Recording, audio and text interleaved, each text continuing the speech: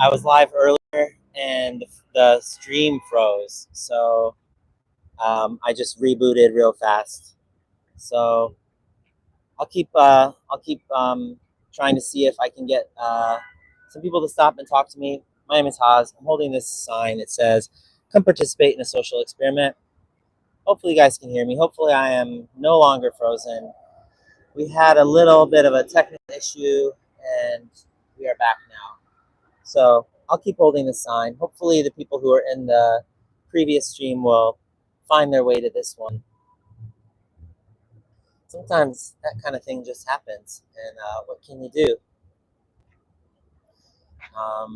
So hopefully, some people participate. It's been a little slow today. I have had one conversation, and hopefully, get to have some more. Hey, do you guys want to participate? Are you guys all over 18? Yeah. Okay, great. Do you guys mind being live on my YouTube?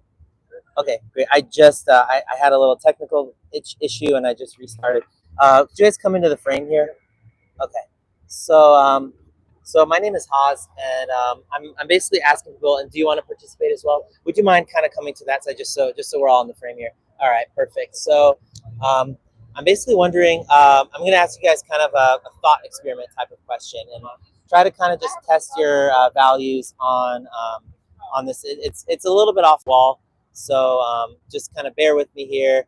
So I'm wondering if there was a person who liked to keep rotten fruit in their apartment, and they let the fruit rot so that fruit flies would come onto the fruit and multiply.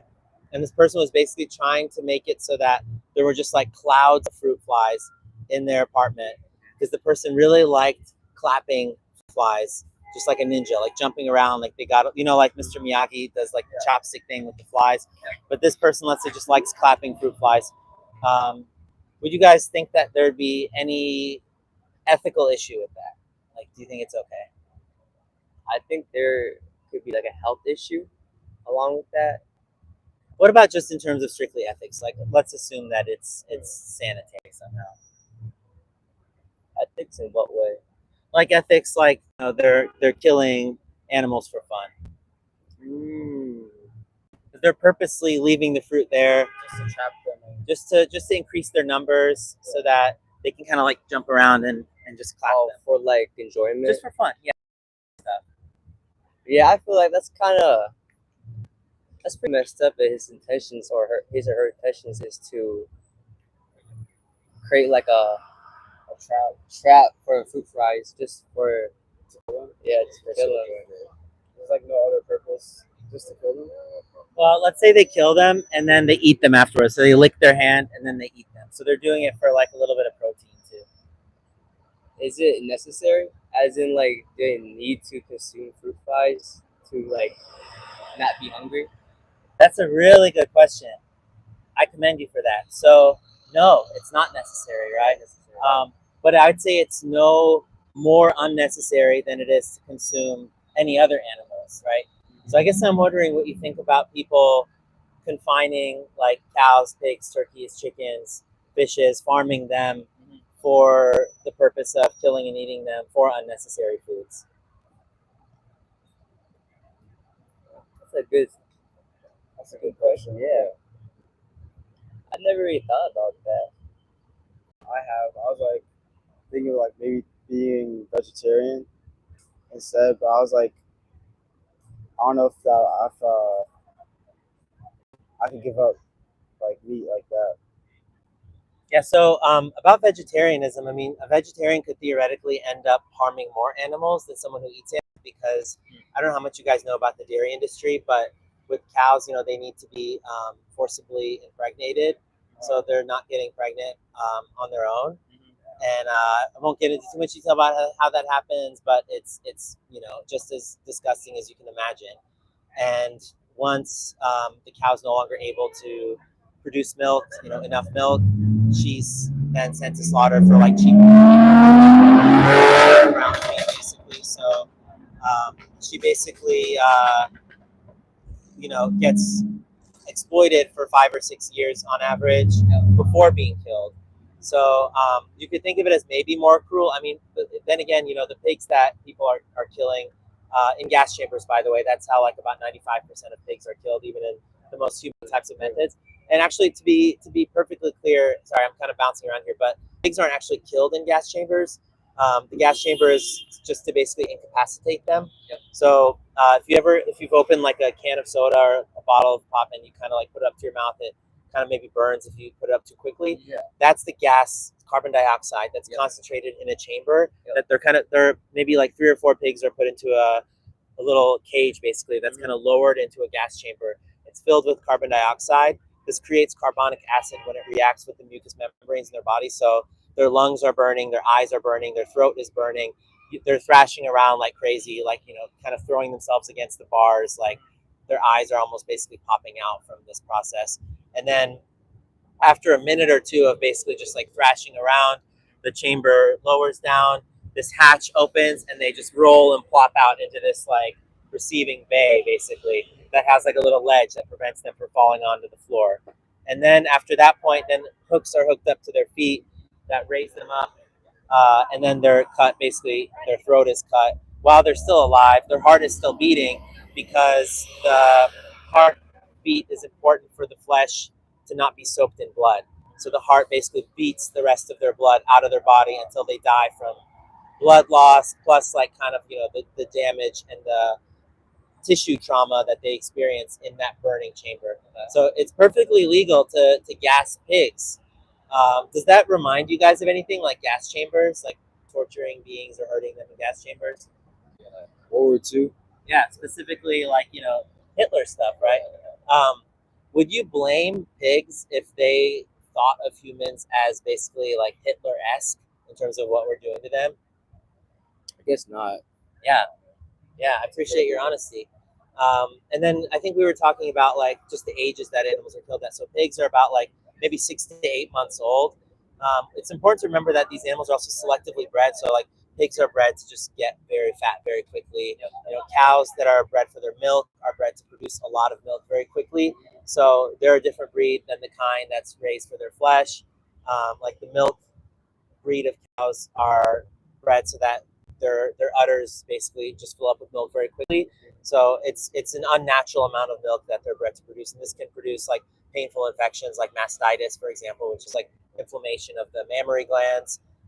And then if you think about the chicken side of things, chickens who are raised for their flesh are bred selectively bred over generations to have like large breast tissue to the point where they're basically like kind of stuck on the ground oftentimes, like they're not even able to move. Their legs are just kind of like trying to get traction, but they're so heavy, top heavy, that they can't move. And then the chickens who are bred for their eggs produce like maybe 300 to 320 eggs per year, which is basically like it's like the equivalent of a woman basically having a period almost every day. Like basically they skip like 1 day in 4 days. And the normal like red jungle fowl is the breed of chicken that would normally like that they descended from, basically like artificially made as such, and they would lay maybe 12 to 15 eggs in a year. So we basically selected them like this one is laying a lot of eggs, this one is laying a lot of eggs, and just selectively bred them over time so that we choose for that characteristic. So it's like a bastardized evolution, basically. It's like using evolution against them, basically. Do you think there's like a more ethical way to do it or not? I think that the issue is exploiting animals, full stop. Like the idea that they're here for us.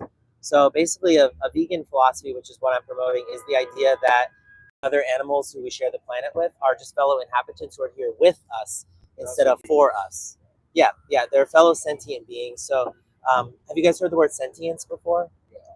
Yeah. And what do you think it means? Like sentient, as in like they have their own consciousness. Yeah, consciousness and an ability to react like meaningfully to pain and things like that. There are some animals that people aren't entirely sure about, like let's say bivalves, like clams, for example.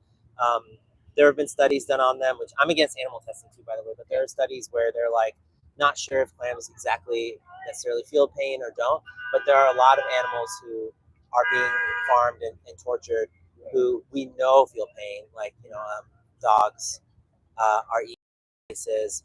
Dogs are also still tested upon in medical experiments. There are experiments that like give dogs heart attacks intentionally to test for heart attack research. There's burn research on dogs where dogs have like a patch of fur shaven from them, and then a hot metal plate is pressed on their skin to test the healing of the burns. I've even heard of experiments where like a dog was dipped in kerosene and then lit on fire. I don't know what they were studying, but the whole point is that I think we need to stop using animals for anything and try to live in a way where we're not seeing other beings as means to an end, like to instrumentalize them or use them for something that we wish to accomplish, but more so respect them as ends in and of themselves. So basically, it's this idea that they have a purpose that's not our place to decide or to impose upon them based on what we've decided to be their purpose. So like, So I know I've talked a lot. I'm wondering, yeah, if you have any questions. So like, what would be like instead of using animals, like what would they test on? Good question. So with the advancements like in AI, for example, we can have like AI models that kind of can predictably guess, even based on like genetic code of different animals, how they might respond to different drugs or different treatments.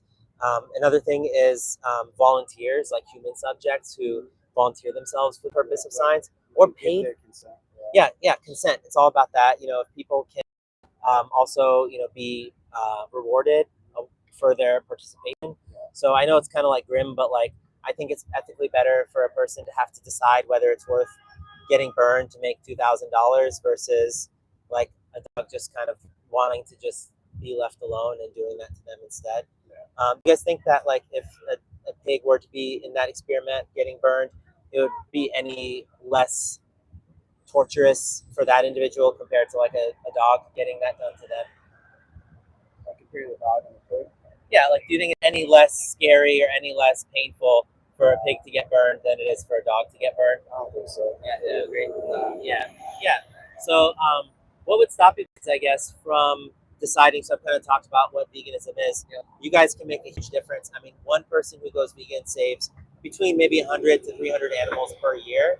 And when I say saves, I mean because you're not paying for animals to be harmed, exploited. So, the companies who are doing this look at supply and demand, and then they just don't bring as many animals into existence. So, there's this kind of like critical threshold where they're like, okay, this is the demand, and at this point, we can kind of like go at this level in how much they do this. And I think also you can have an effect on hopefully inspiring other people because each person who goes vegan has a ripple effect in their lives where other people see this and they're like, wow, so I'm really triggered because this person is healthy and happy and they're not exploiting animals. And I don't want to exploit animals either. I see myself as a kind, compassionate person to all beings and that kind of thing, you know, the whole namaste thing, things like that. What would prevent you guys from deciding that you were ready to make amends with how you've been living and go vegan? I think I'd have to like try like vegan stuff, food first. Like I know they do like vegan burgers and stuff like that. There's vegan everything. Really? There's even vegan frog legs. Yeah, there's vegan everything. I think I would just have to give it a try. Awesome. Yeah. Is that something you're willing to do? Yeah. Awesome. How about you guys?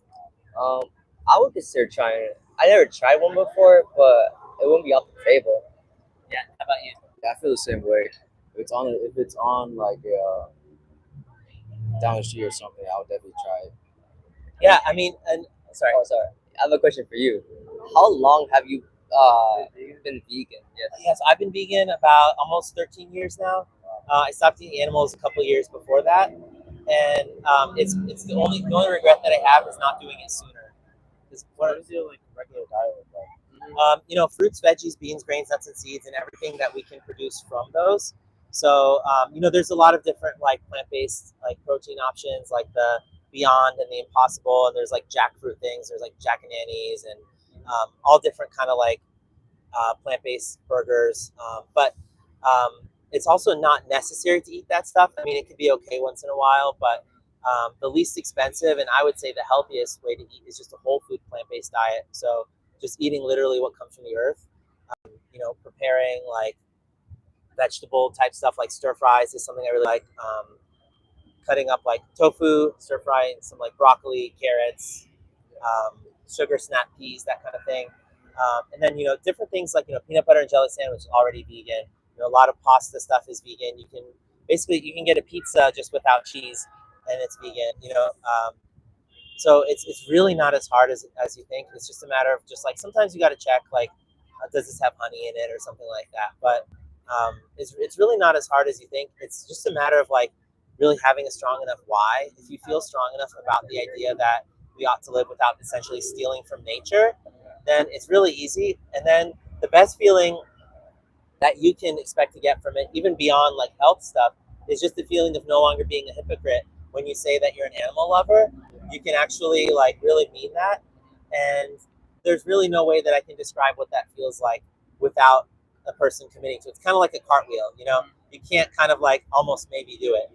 So it's something you kind of just decide like, I'm done living in a way where I'm turning other animals into objects for my personal pleasure. And I would say also, if you think about the idea of like, getting pleasure from food, it's something kind of akin to that fruit fly example that I gave, right? The person just claps the fruit flies for pleasure, assuming that they're not eating them. If you think about taste, right, it's just a form of sensory pleasure. Yeah. So if we're doing this to other beings for just for taste pleasure alone, I would wager that it's kind of a sadistic thing to do. It's kind of like, I think eventually society will start to see that as kind of a sociopathic thing. And I really think that this is kind of the biggest injustice that we have in this day and age. Like when you think about things back in the day, like 50 years ago, if you said that gay people should have the right to marry each other, that you would get laughed at. If you said like 100 years ago, women need to have the right to vote, you would get laughed at. Go on and on and on back through history, and of all the atrocities of humankind, all the traumas and dramas that basically comprise history. I think this is basically the next evolutionary step, but it's going to take humans a long time to decide to not enslave animals. But like I said, every person who makes that step makes it easier for other people because we normalize it. There's this idea called carnism, basically where the idea is that eating animals or using them is normal, natural, and necessary. And by extension, that avoiding doing so, like being vegan, is abnormal, right? These fringe people, it's unnatural. It's what we've always done, what cavemen used to do, right? And that it's unnecessary. Like, well, we don't need to change. Everything's working fine. We need to deal with human issues first, right? But I would say that peace begins on your plate. I think if we grow up in a way where we're teaching future generations that, hey, this being is a chicken, let's be nice to the chicken. Like if we convince people to genuinely care about chickens, how are we gonna even have wars anymore, honestly? Like how are we gonna have people discriminating based on religious beliefs or based off the color of someone's skin or the shape of someone's eyes or something like that? Like sizes, shapes, and colors. That people, racism, sexism, speciesism, these are all interlinked. So I think this is like an intersectional type of issue. So I'd encourage you guys to be on the side of liberation. Okay. So, and the only way that I think you can truly do that is to adopt a doctrine, to basically believe in this, and then to act in accordance with it. So I have one more quick question. I heard like because you from like red meat you get iron. So like when you're vegetarian, you don't get that much iron. Is there like a substitute for that? Or? Yeah, iron is one of those things that actually, like for example, cacao is the highest, most concentrated form of iron in the plant kingdom. So cacao is just like basically the raw ingredient of chocolate. Have you ever heard of like cacao nibs? It's just like little pieces of like a cacao bean. So cacao is basically like raw cocoa. So once it's like baked, it's called cocoa from that point. But other sources of iron, I think I think beets might be a decent source. I think some people get it from like leafy greens, like spinach. Um, Broccoli, I think, is a pretty good source. I think lentils are a good source. So yeah, there's plenty of plant sources of iron as well. And if you guys are interested in the nutritional stuff, there's a site called or a list, I guess. There's a doctor named Michael Greger, medical doctor, and he has this thing called the Daily Dozen, where you basically he just recommends that people get like basically they eat like those dozen things in the course of a day. There's also a thing called Challenge 22 where you can get hooked up with a nutritionist or a dietitian, and for 22 days, maybe even longer, they'll actually give you personalized guidance. So you can be part of a group. I think it's through Facebook, where they'll basically answer any questions that you have. Like you can actually get connected with a professional who can answer questions for you, totally free of charge. I have like one more question Yeah. for you. Let's say that people become more vegan nowadays. Wouldn't there be like a overpopulation with like the animals that are given birth, like the cows, the chickens, the pigs? It's a good question. So if everybody went vegan by tomorrow, we would have that issue.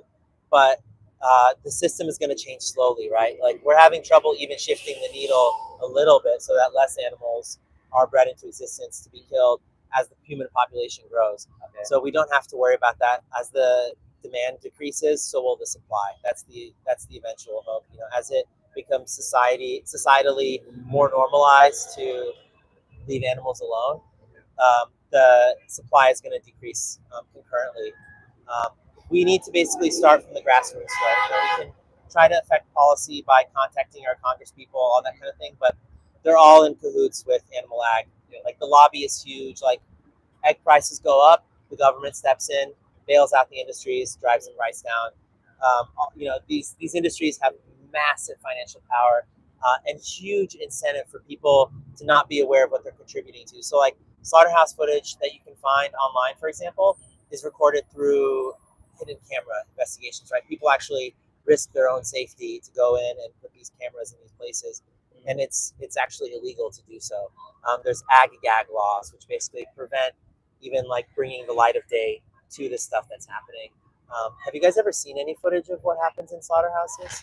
I don't know. I remember there was something going on with the bear life, but Yeah. I don't know if I saw the videos. I don't know. Yeah. There were some videos of people like tossing cows around and like beating them over the head with jugs and stuff like that. Yeah, I mean, and that's like kind of that was thought of as like the best of the best. There's a documentary I'd recommend for you guys to watch. It's called Dominion. You can find it on YouTube. It's called Dominion 2018, and it was filmed in Australia, I believe for the most part. But it's essentially the same everywhere, and this just shows like standard practices. So it kind of goes through like what has to happen. So basically, the processes from start to finish that these animals go through. So it's not just like a highlight clip of the worst of the worst, but it is incredibly difficult to get through. Like most people who have talked about it have been able to make it through about 4 minutes of it before like breaking down and crying. So it's extremely difficult to watch. It's like a real life horror movie. Would you guys be willing to watch it?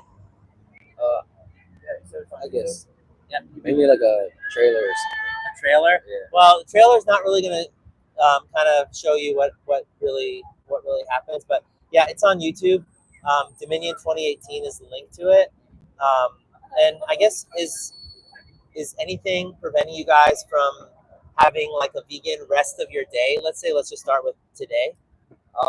Well, I go to the gym, and my main source of protein does come through meat. And you think that is there a way to like switch that dietary plan where I gain the same amount of protein with less calories? Calorie for calorie, that depends on macronutrients, right? Like, you know, gram of carbohydrate has 4 calories, gram of fat has 9 calories, right? Just that balance kind of depends. So there's like higher fat and lower fat plant sources of protein and animal sources of protein.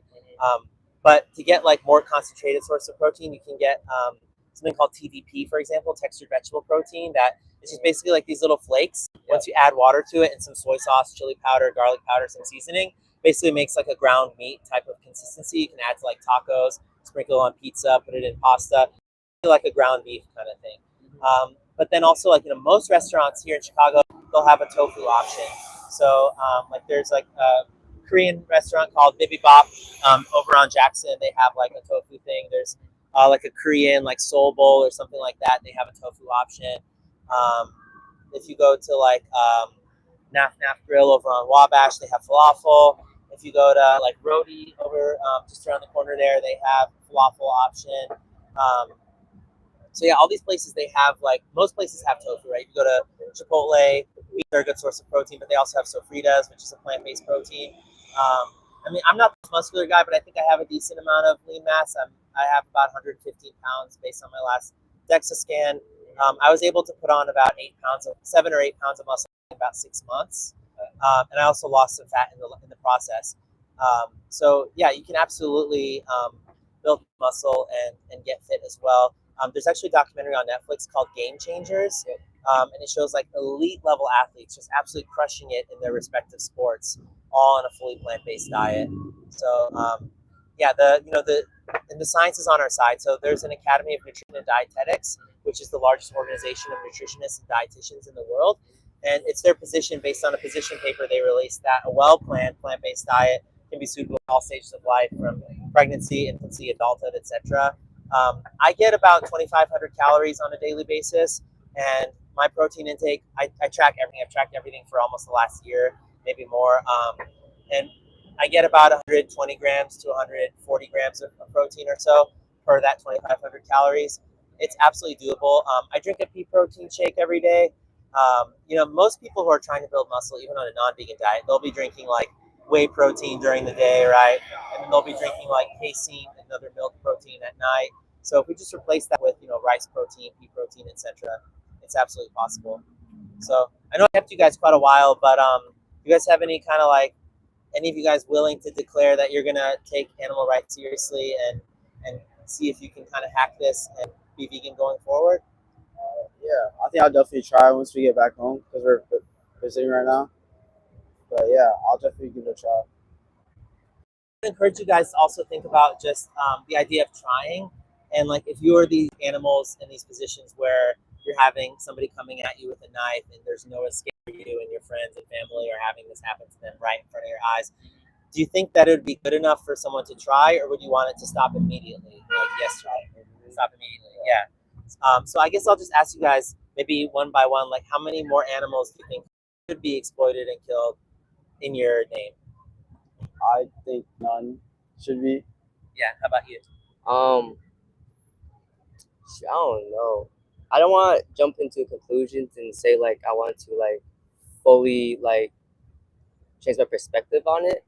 I would like to like reflect on what you said in the documentary and do my little own research on the side to fully be convinced. Yeah. I mean, and, I don't expect people to jump in and tell me that they're vegan from now on. It does happen sometimes, but I totally respect that. Like, 20 minutes ago or however long it was when you first walked up, you had no idea what you're getting into, and then for me to be like, all right, we just talked, now you're vegan. Yeah. It's a little high expectation, Yeah. but you're committed to looking into it more, right? Oh yeah, to research it. I feel like that's a great topic to be studied on and just to reflect on like ethics in general, like human ethics. Yeah, I do want to emphasize though, it's more than food for thought, because there is a moral emergency happening from the perspectives of these animals, from the animal outlook.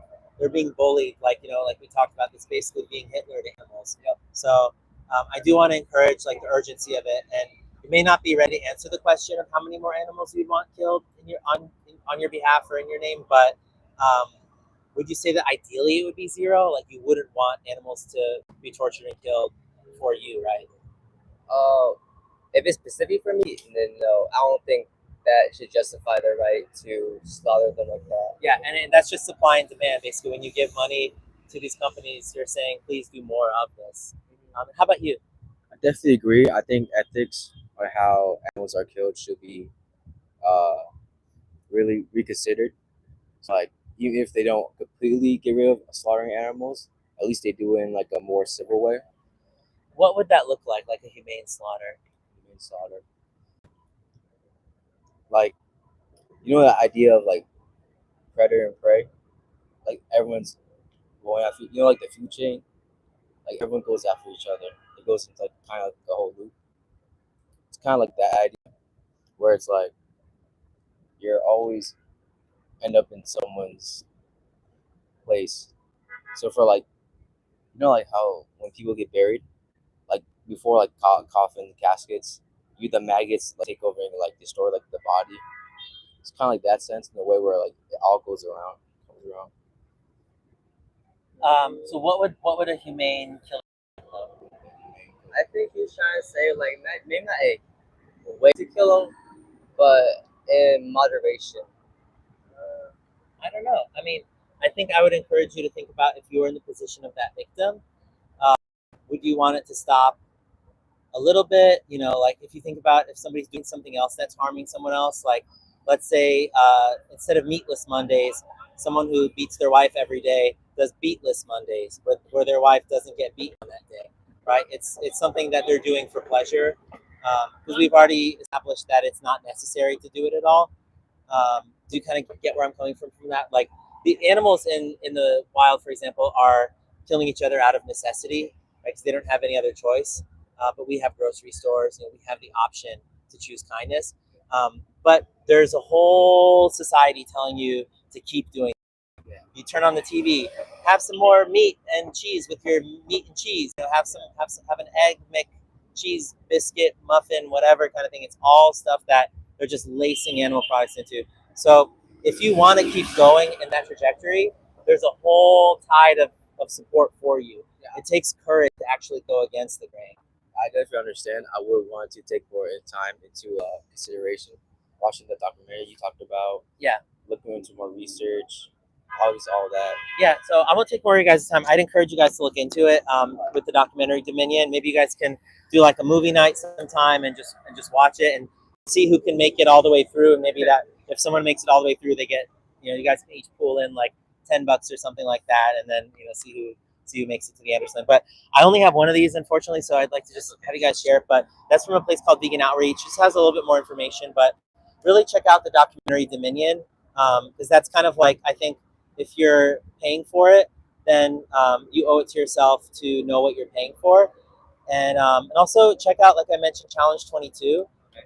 That's the organization that can help you with your with the dietitian and nutritionist to see if there's anything that you have any questions about. Like, just it's basic guidance. But yep, you got it. That's Dominion. And I'd really say that once you get to the grocery store, once you have like your selection of restaurants and you know your different options, it takes like a month, 6 weeks, and you're like, okay, my taste buds enjoy this stuff. These animals are starting to smell like dead flesh, and I know what I get when I go different places. I know what I get from this section of the grocery store. It's like just developing a new pattern of consumption, and then just kind of that ripples out into the world. I can't emphasize enough, but I also can't communicate it at all. I don't have the words to communicate what it feels like to be in alignment with nonviolence, but other than just saying that you live in more alignment with truth, basically, because you're not hiding from a part of yourself that believes it's wrong to hurt others for pleasure. So thank you guys so much for stopping. And if you want to check out my YouTube channel, it's called Haz Vegan. So it's my name, Haz, H-A-Z, and then vegan. It's all one word, Haz Vegan. Quick question. Yep. This is just a random question. That's fine. So eggs, you eat them? No, so yeah, eggs are also a product of animal exploitation. So like I'd mentioned, you know, the chickens who are bred for their eggs produce way more. So it's like torturous to just be in their bodies producing eggs in the first place. Eggs are probably the one thing that people can sometimes find a loophole in, where they say, well, we have chickens in the backyard and that kind of thing. But the thing is that also all of the males are blended up alive or disposed of on their first day of life because they don't lay eggs. So it's not like, you know, the breed of chickens who are raised for their flesh are different than the ones that are raised for their eggs. So, and if you look at like free range, for example, they're just stuffed into a shed. Like free range is kind of a marketing concept. So yeah, we don't need them at all.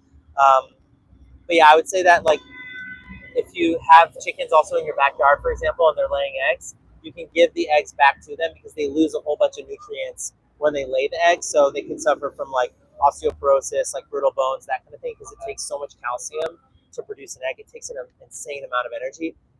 But yeah, like just being in the body of an egg-laying chicken is torturous.